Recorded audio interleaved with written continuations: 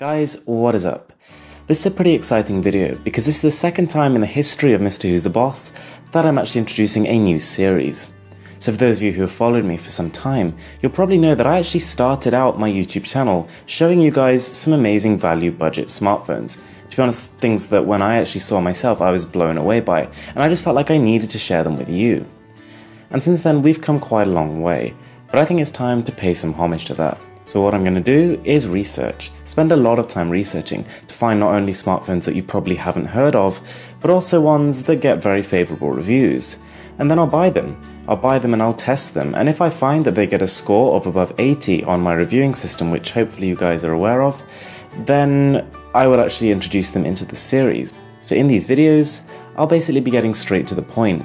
I'm kind of sick of seeing all these reviewers who spend 3 minutes talking about the brand and how they've built up their reputation and how Samsung is beginning to take over and all this kind of stuff. I'll be going straight to what actually matters.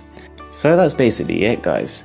Maybe once you've watched it, if you could leave a comment down below, that would be amazing. Maybe let me know how you found it and things that I could improve, because this is kind of early stages at the minute.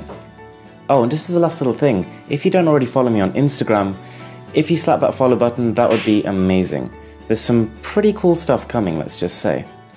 Okay, we're gonna start now. We gotta start this video. Okay.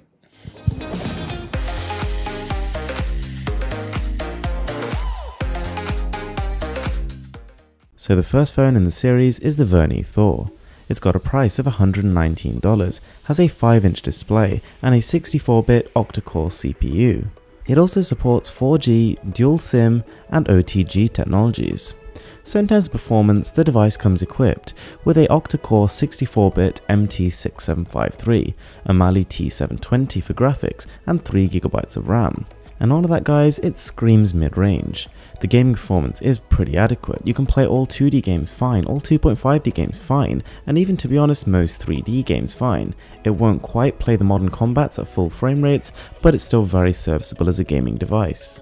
The Thor also comes bundled with Android 6.0 and basically a clean install of it, so it's fast, fluid, efficient, and seems to get some pretty timely updates. Now the screen might just be a sticking point for some people.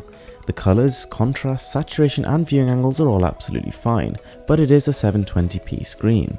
Holding the phone at any reasonable distance though, and it still looks pin sharp. The Mrwhosetheboss is not a flashy phone by any means, but it's well built for the price. It's solid, it doesn't creak, there's no flexing whatsoever, and it's actually got a fingerprint resistant coating. Also nice was coming from the S7 Edge, it was nice that my finger could reach all the way across the phone.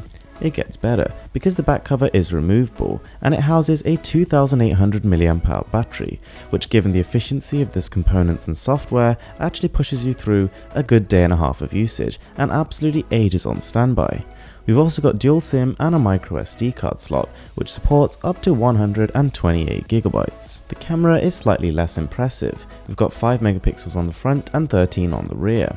The detail it captures in the right lighting conditions though is pretty fine, but as soon as we go a bit darker or we introduce some highly contrasting areas, it starts to blow out a little bit and you get a bit of graininess.